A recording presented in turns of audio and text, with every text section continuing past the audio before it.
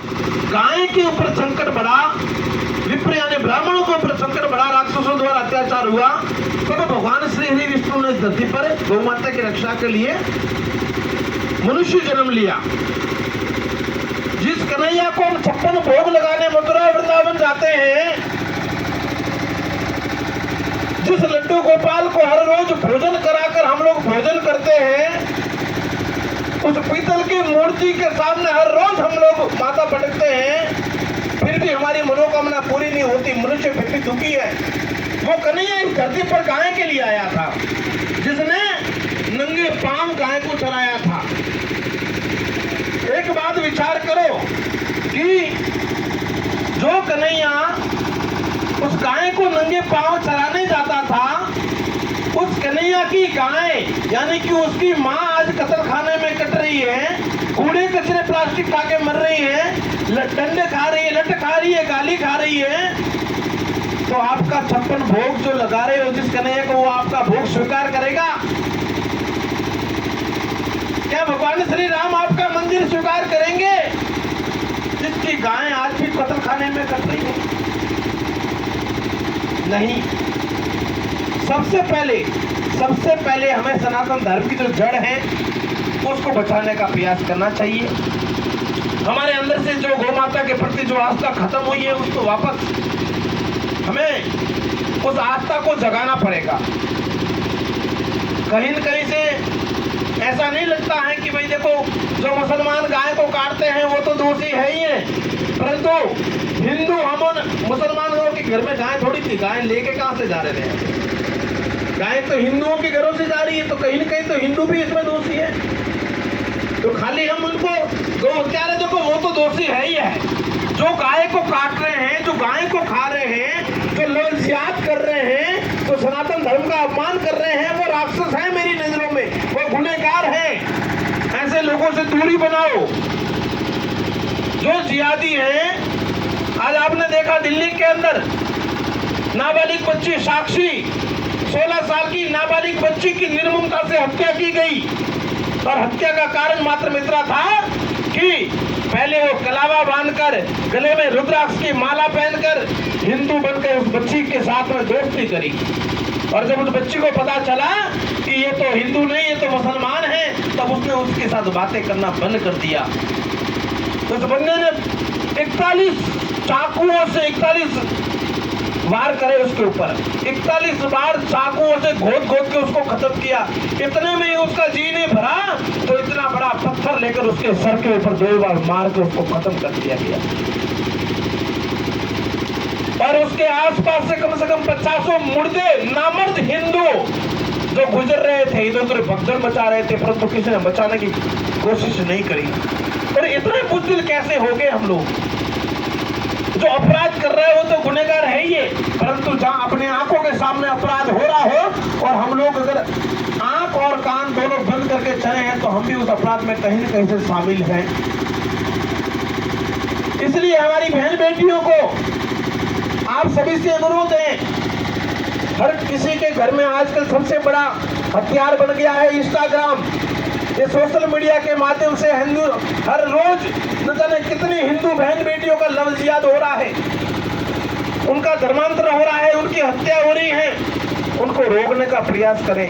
मैं नहीं कहता कि बहन बेटियों को मोबाइलों से दूर रखो, परंतु कम से कम थोड़ी बहुत निगरानी रखनी जरूरी है अपनी बहन बेटियों पर कि वो इंस्टाग्राम पर किसको फॉलो कर रही है, कौन उसको फॉलो कर रहा है, किसके साथ मैसेज में बात कर रही है, कौन उसके व्हाट्सएप से जुड़ा हुआ है। वो कॉलेज जा रही है तो उसकी कोई दोस्त सलमा तो नहीं है, उसकी कोई फ्रेंड फातिमा तो नहीं है, क्योंकि द केरला स्टोरी नामक जो फिल्म आई है वो देखने के बाद में अच्छों के होश उड़ जाएंगे। नहीं देखा हो तो देख लेना एक बार, अगर धर्म को बचाना चाहते हो तो। वो कोई काल्पनिक स्टोरी नहीं है, वो हकीकत है। और ये केवल लड़कियों के ऊपर ही नहीं है, कई सारे लड़के भी हैं ऐसे जो माँ बाप जो है अपने घरों से उनको समझ रहे हैं कि ये पढ़ने जा रहा है, ये कॉलेज जा रहा है, ये क्लासेज जा रहा है, पता नहीं उसका ग्रुप कैसा है, किसके साथ में क्या खा रहा है, क्या पी रहा है, कौन सा नशा पता कर रहा है, पता नहीं। इसलिए अपने संतानों पर भी ध्यान रखना। और अब तो बात ठीक है, वो तो कर दी, परंतु आजकल तो दो 3 टाबरों की माएँ भी भाग रही है, जिहादी लीडर जा रहा है, उनके ऊपर भी कम से कम थोड़ा बहुत ध्यान रखना चाहिए। कुल मिलाकर इतना है कि परिवार को समय देना चाहिए। आपके पास पूरा दिन भाग दौड़ इतने पैसे कमा के क्या करोगे? कम से कम दिन के 1-2 घंटे 2 घंटे सुबह 2 घंटे शाम अपने परिवार को समय दो, अपने बीवी को बच्चों को एक साथ बिठाकर उनके साथ में भोजन करो, नाश्ता करो, एक दूसरे से बातें करो, महीने में एक बार कहीं मंदिर ले जाओ, किसी जगह धार्मिक स्थल पर ले जाओ। परिवार को समय देने का कार्य है। परिवार को समय दोगे तो परिवार नहीं भटकेगा। तो पहला विषय था गौ माता का कि हमें गौ माता से किस तरह से जुड़ना है। अच्छा ये बताओ, आप लोग जितने भी यहाँ पर बैठे हो, गौ माता को रोटी कौन देते हैं? पहली रोटी।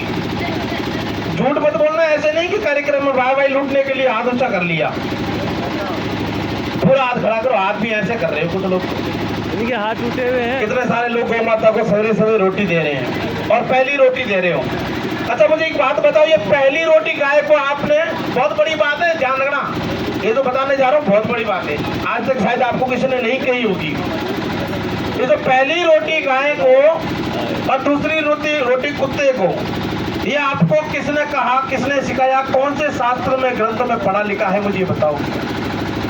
केवल कथाओं में सुना होगा कि टीवी फिर महाराज बोलते हैं, यहाँ पे कोई कथा बोलने गए, वो कहते होंगे पहली रोटी गाय को, है ना। हाँ, परंतु उसमें कहीं न कहीं थोड़ी त्रुटि हुई है हमारे में, कहीं न कहीं कमी हमारे में रही है। और कुछ जो है, ये जो कथाकार अभागे हैं, जिनको पूर्ण ज्ञान नहीं है, ऐसे कुछ कथाकार, मैं सभी कथाकारों को नहीं कह रहा हूँ, परंतु कुछ ऐसे कथाकार हैं जिनको पूर्ण ज्ञान नहीं होते हुए भी वो मंचों पर व्यासपीठ पर बैठकर कुछ भी बोल देते हैं। उन लोगों की वजह से कहीं न कहीं हम कहीं के थोड़े भटक चुके हैं। पहली नहीं बल्कि पहले रोटी गाय को था, पहली रोटी गाय को नहीं, पहले रोटी गाय को था। पहली और पहले में बहुत अंतर है। अब मैं आपको उसका पूरा का पूरा फॉर्मूला बता रहा हूँ, और आज से ये सारी चीजें आप लोग शुरू करना, यकीनन 90 दिन के अंदर आपके जीवन में, आपके घर में जो भी आप धारणा करोगे मन में, कहीं के उसमें परिवर्तन नहीं आए तो मुझे बताना। मेरा 20 साल का अनुभव है, और जब भी संकट आया है मुझे गौ माता ने बचाया है। हम तो कहते हैं कि गाय को हम बचाते हैं, परंतु क्या हम क्या खाक बचाएंगे गाय को? वो तो साक्षात भगवती भगवती है, जगत जननी है, वो क्या, उसको हम क्या बचाएंगे? वो हमें बचा रही है। और मैं आपके सामने बैठा हूँ, 33 जानलेवा हमले हो चुके हैं मेरे पे, मार के जैसे फेंक दिया मेरे को, ऐसा 33 बार मैं बचा हूँ तो मुझे गौ माता ने बचाया है। मैं 20 साल से गौरक्षा का और हिंदुत्व का कार्य कर रहा हूँ, 20 साल हो गए मेरे को।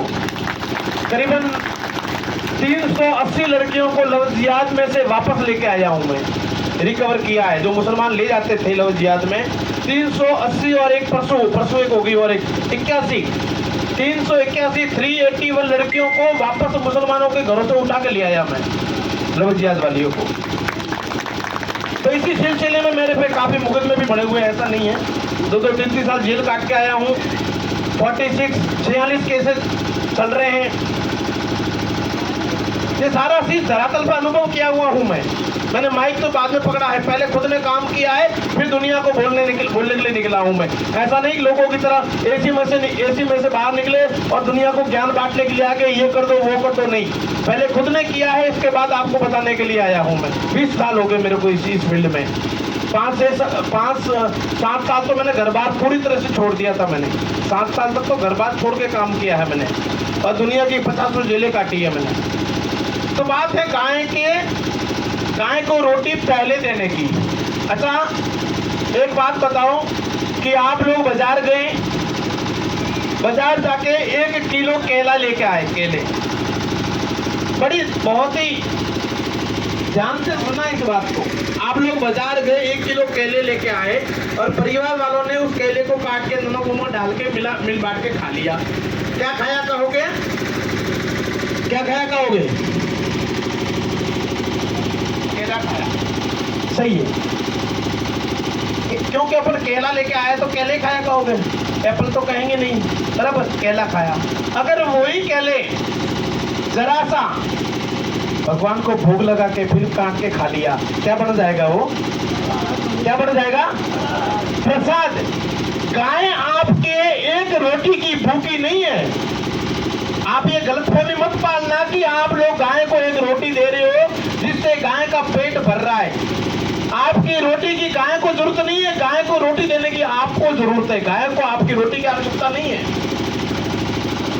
गाय जब तक चारा नहीं खाएगी तब तक उसका पेट नहीं भरेगा, परंतु ये आपको जरूरत है गाय को रोटी खिलाना। आप आज हर व्यक्ति के घर में पाप का धन आ रहा है।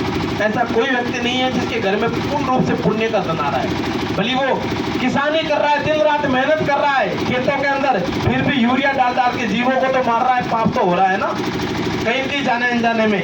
व्यापारी है, सुबह से शाम तक दुकान पे खड़ा रह के बेचारा धंधा करता है, परंतु झूठ तो बोलता है ना, 5 रुपए की वस्तु लाइए 10 में बेच रहा है। जरूरी मजबूरी है उसकी बेचनी पड़ेगी, नहीं तो कमाएगा क्या? कहीं कहीं झूठ तो बोल रहा है, वो पाप का धन। फिर घर पे आ गया और फिर माता बहनों गेहूं साफ कर रही है तो अकेली, कोई भी अकेली लेडीज कभी गेहूं दान कभी साफ नहीं करेगी, 2-4 को और बुला लेगी। और 2-4 ऐसे माताएं बहनें इकट्ठी होने के बाद में क्या होता है पता है आपको? 2-4 माताएं बहनें इकट्ठी होने के बाद में क्या होती है? निंदा होने शुरू हो जाती है। बीकी जेठानी बैठी, बीकी देवरानी एड़ी, ताकि सऊ सास एड़ी, ताकि ननद एड़ी, मतलब ये चीजें घर की बातें निकल जाती है, कहीं न कहीं से निंदा शुरू हो जाती है। निंदा भी एक बहुत बड़ा पाप है, बराबर। हर तरीके से पाप का धन आता है। फिर खाना बनाते बनाते कभी गुस्से में बना लेती है, कभी फिल्मी गाने शुरू हो जाते हैं, कभी जैसा उसके मन में जो होता है वो सारा का सारा उस अन्न के अंदर चला जाता है। और जब वो अन्न ग्रहण करते हैं हम लोग ऐसा कैसा, तो हमारे अंदर क्या होगा बताओ? नेगेटिविटी आएगी कि नहीं आएगी? पूरा दिन माइंड अशांत रहता है, गुस्सा आ जाता है, या फिर कोई काम वो सीधा होता नहीं है, लड़ाई झगड़ा होता है।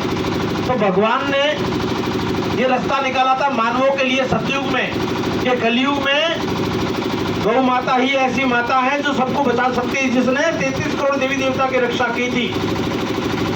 तो अगर हमने आटा गूंद के रोटी बना ली और वही रोटी पहले गौ माता को भोजन करा दिया और उसके बाद खा लेंगे, तो क्या बन जाएगा भोजन? वो जिस घर में हर रोज प्रसाद दिया जाता हो, क्या उस घर में कोई तरह का कोई संकट आ सकता है क्या?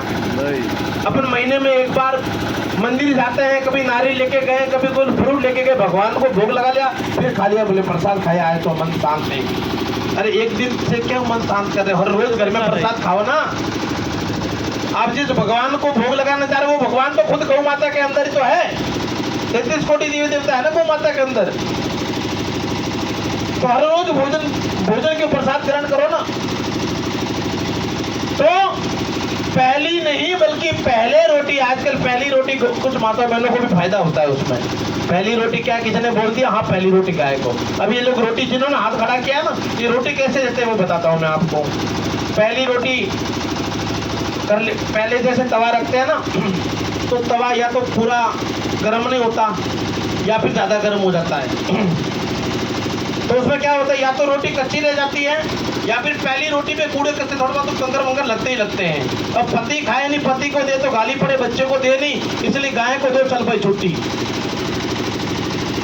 हाँ कोई पूछने वाला नहीं, कोई कहने वाला नहीं, वो भी क्या डायरेक्ट नहीं देते। रोटी ली साइड में रख दी, फिर क्या करेंगे, पूरे घर वाले भोजन करेंगे। शाम को गाय आई तो दी, नहीं तो 1 दिन 2 दिन 3 दिन 4 दिन 5 दिन 6 दिन 7 दिन की इकट्ठा कर ली, थैली में डाली, फिर चौराहे पे कहीं जाकर फेंक के आई। कहाँ गई थी? मैं गाय रोटी देर गई थी। ये फॉर्मूला अपना रहे आजकल रोटी देने का, ये तरीका है। तो ये तो तुम उल्टा कहने का मतलब कहीं न कहीं से उल्टा पाप कर रहे हो। पहली नहीं, पहले रोटी